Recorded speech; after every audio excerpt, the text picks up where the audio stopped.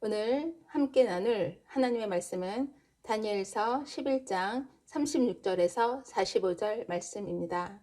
다니엘서 11장 36절에서 45절 말씀입니다.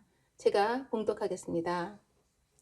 그 왕은 자기 마음대로 행하며 스스로 높여 모든 신보다 크다 하며 비상한 말로 신들의 신을 대적하며 형통하기를 분노하심이 그칠 때까지 하리니 이는 그 작정된 일을 반드시 이룰 것임이라.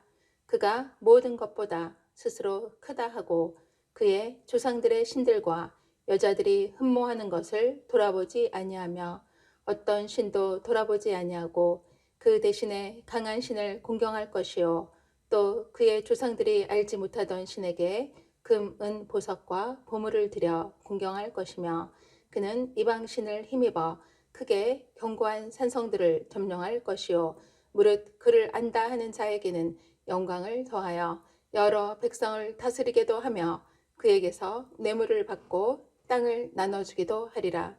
마지막 때 남방왕이 그와 힘을 더를 것이나 북방왕이 병거와 마병과 많은 배로 회오리 바람처럼 그에게로 마주와서 그 여러 나라에 침공하며 물이 넘침같이 지나갈 것이요 그가 또 영화로운 땅에 들어갈 것이요 많은 나라를 패망하게 할 것이나 오직 에돔과 모압과 암몬 자손의 지도자들은 그의 손에서 벗어나리라. 그가 여러 나라들의 그의 손을 펴리니 애굽 땅도 면하지 못할 것이니 그가 권세로 애굽의 금은과 모든 보물을 차지할 것이요 리비아 사람과 구스 사람이 그의 시종이 되리라. 그러나 동북에서부터 소문이 이르러 그를 번민하게 하므로 그가 분노하여 나가서 많은 무리를 다 죽이며 멸망시키고자 할 것이요 그가 장막 궁전을 바다와 영화롭고 거룩한 산 사이에 세울 것이니 그의 종말이 이르리니 도와줄 자가 없으리라. 아멘. 마지막 때는 예수님의 초림에서 재림까지의 그 기간을 말합니다. 마지막 때에는 적 그리스도가 나타나 믿는 자들을 박해하고 넘어뜨린다는 사실을 기억해야 합니다. 36절에서 39절은 이렇게 말씀합니다.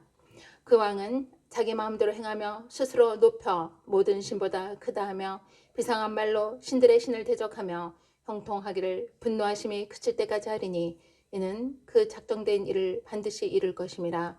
그가 모든 것보다 스스로 크다 하고 그의 조상들의 신들과 여자들이 흠모하는 것을 돌아보지 아니하며 어떤 신도 돌아보지 아니하고 그 대신에 강한 신을 공경할 것이요 또 그의 조상들이 알지 못하던 신에게 금, 은, 보석과 보물을 들여 공경할 것이며 그는 이방 신을 힘입어 크게 견고한 산성들을 점령할 것이요 무릇 그를 안다 하는 자에게는 영광을 더하여 여러 백성을 다스리게도 하며 그에게서 뇌물을 받고 땅을 나눠주기도 하리라. 아멘.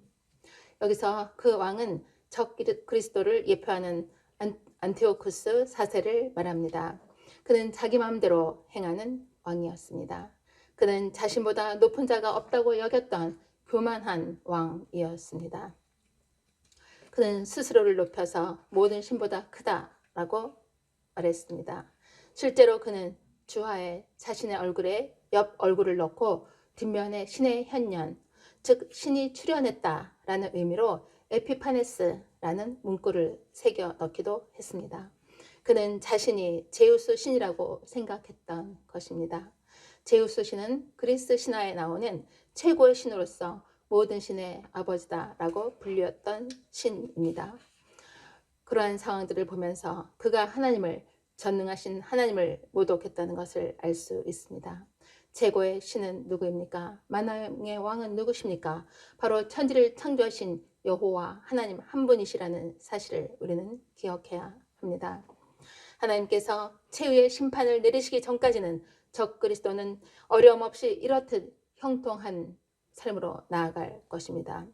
그러하기에 그의 형통함을 바라본 수많은 사람이 그의 성공과 권세에 미혹되어 그를 맹목적으로 따르게 될 것이라는 것입니다. 그러나 그것은 하나님께서 정하신 때까지라는 사실을 우리는 기억해야 합니다. 그러하기에 우리에게는 영적인 분별력과 통찰력과 민감함이 있어야 합니다. 다니엘은 예언의 말씀마다 뭐라고 기록했습니까? 바로 마지막 때를 살아가는 성도들이 강한 믿음을 가지며 또한 하나님 앞에서 순종해야 할 것을 그는 기록하고 있습니다. 그런데 강한 믿음과 순종의 삶은 갑자기 생기는 것이 아닙니다. 마지막 때 유혹을 이기고 믿음의 싸움에서 승리하려면 하나님과의 늘 친밀한 교제를 나눠야 한다는 것입니다. 영적인 꾸준함이 쌓이면 영적인 실력이 되는 것입니다.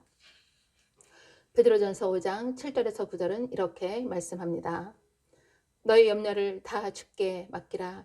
이는 그가 너희를 돌보심이라. 근신하라 깨어라. 너희 대적 마귀가 우는 사자같이 두루 다니며 삼킬 자를 찾나니 너희는 믿음을 굳건하게 하여 그를 대적하라. 이는 세상에 있는 너희 형제들도 동일한 고난을 당하는 줄을 알미라. 아멘. 저희들이 승리의 삶으로 나아가기 위해서는 날마다 순간마다 기도하며 말씀을 묵상해야 합니다. 그리할 때 성령의 충만함으로 우리는 승리하는 삶을 살아갈 수 있습니다. 하나님 안에 있는 부요함을 경험한 사람들은 결코 세상의 부요함을 귀하게 여기지 않습니다. 먼저 하나님의 나라와 그의 의를 구하는 삶으로 나아가게 되는 것입니다. 사도 바울도 과거에 자신이 누렸던 그 모든 것을 예수 그리스도를 믿고 난 후에는 배설물과 같이 여겼다라고 그는 고백했습니다. 이것이 바로 저희들 모두의 고백이 되어야 될 줄 믿습니다. 지금은 코로나19로 인해서 저희들의 활동에 많은 제약을 받고 있습니다. 그렇다고 가만히 손만 놓고 있을 수는 없습니다. 이러한 시국에 우리는 오히려 더 하나님과의 친밀한 교제의 시간을 가져야 합니다. 요즘 저는 새벽에 1시간씩 꼭 기도하고 있습니다. 물론 빠질 때도 있지만 그 시간만큼은 꼭 지키려고 노력하고 있습니다. 그런데 요즘 그 기도하는 그 1시간이 너무나 고요하고 주님과 함께하는 평온한 시간이라는 느낌을 강하게 받고 있습니다. 그래서 저는 요즘 기도 시간이 참 행복합니다. 주님의 품 안에 거하는 평온함을 깊이 느끼고 있습니다.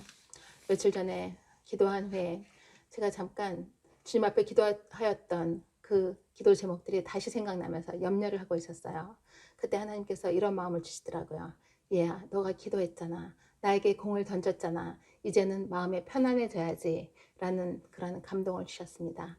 아, 그래. 하나님 앞에 기도를 맡겼지. 이 어려운 기도 제목들을 주님 앞에 고백했지. 그 공을 주님께 드렸지. 이제는 나는 마음이 편안해. 이렇게 제가 고백을 하니까 정말 저의 그런 짐이 주님 앞으로 주님께 전가됐다는 그런 느낌을 받고 다시금 기쁨을 누렸습니다. 오늘 부분은 남방 애굽과 북방 안티오쿠스 4세와의 전쟁이 다시 일어남을 기록하고 있습니다. 이번에도 안티오쿠스 4세는 애굽을 초토화시키게 됩니다. 40절에서 43절 말씀 읽겠습니다. 마지막 때에 남방 왕이 그와 힘을 겨룰 것이나 북방 왕이 병거와 마병과 많은 배로 회오리 바람처럼 그에게로 마주 와서 그 여러 나라에 침공하여 물이 넘침같이 지나갈 것이요. 그가 또 영화로운 땅에 들어갈 것이요. 많은 나라를 패망하게 할 것이나 오직 에돔과 모압과 암몬 자손의 지도자들은 그의 손에서 벗어나리라. 그가 여러 나라들의 손을 펴리니 애굽 땅도 면하지 못할 것이니 그가 권세로 애굽의 금은과 모든 보물을 차지할 것이요. 리비아 사람과 구스 사람이 그의 시종이 되리라. 아멘. 그러나 안티오쿠스 4세의 공격을 피한 나라가 있었습니다. 바로 에돔, 모압, 암몬, 리비아, 구스였습니다. 이들은 안티오쿠스 4세에게 복종하고 그의 시종이 됩니다. 그는 수많은 나라들을 복종시키면서 그의 세력을 키워나갔습니다. 그러나 그 또한 결국에는 비참한 종말을 맞이하게 됩니다. 이처럼 하나님보다 자신을 더 높이는 그런 교만함을 가진 자는 결국에는 패망을 당하게 된다는 사실을 우리는 잊지 않아야 합니다. 교만은 패망의 선봉이여 겸손은 존귀의 앞잡이입니다. 예수 그리스도께서는 겸손의 왕으로서 자신의 목숨을 내어주신 십자가의 사랑으로 우리를 구원해 주셨습니다. 그러나 적 그리스도는 강한 권세로 자신을 따르게 하며 악의 세력을 키웁니다. 결국 그와 그를 따르는 자들은 멸망당하게 됩니다. 본문 44절에서 45절은 이렇게 말씀합니다. 그러나 동북에서부터 소문이 이르러 그를 번민하게 하므로 그가 분노하여 나가서 많은 무리를 다 죽이며 멸망시키고자 할 것이요. 그가 장막 궁전을 바다와 영화롭고 거룩한 산 사이에 세울 것이나 그의 종말이 이르리니 도와줄 자가 없으리라. 아멘. 하나님의 심판이 임하면 그 누구도 하나님을 대적하고 하나님의 반대편에 서 있는 적 그리스도를 도울 수는 없습니다. 마찬가지로 안티오쿠스 4세는 비참한 종말을 맞이하게 됩니다. 하나님의 자녀된 성도는 세상에 속한 자가 아닙니다. 우리는 하늘에 속한 천국 시민입니다.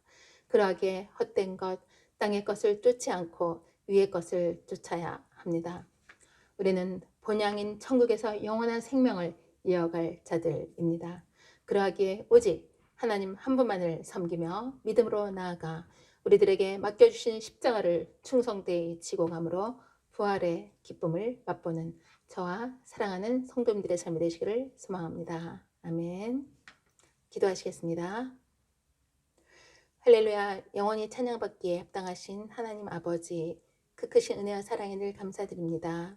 저희들을 자녀 삼아주시고 천국의 시민 되게 하시니 감사합니다. 하나님 안에 있는 부요함을 경험한 저희들이 세상의 부요함을 귀하게 여기지 않고 먼저 주님의 나라와 그의 의를 구하는 삶으로 나아가게 하여 주시옵소서. 또한 세상과 타협하는 것이 아니라 저희들에게 맡겨주신 십자가를 충성되이 지고 감으로 부활의 기쁨을 맛보는 저와 사랑하는 성도님들의 삶이 되게 하여 주시옵소서. 겸손의 왕으로 이 땅에 오신 예수 그리스도의 이름으로 감사하며 기도드려옵나이다. 아멘.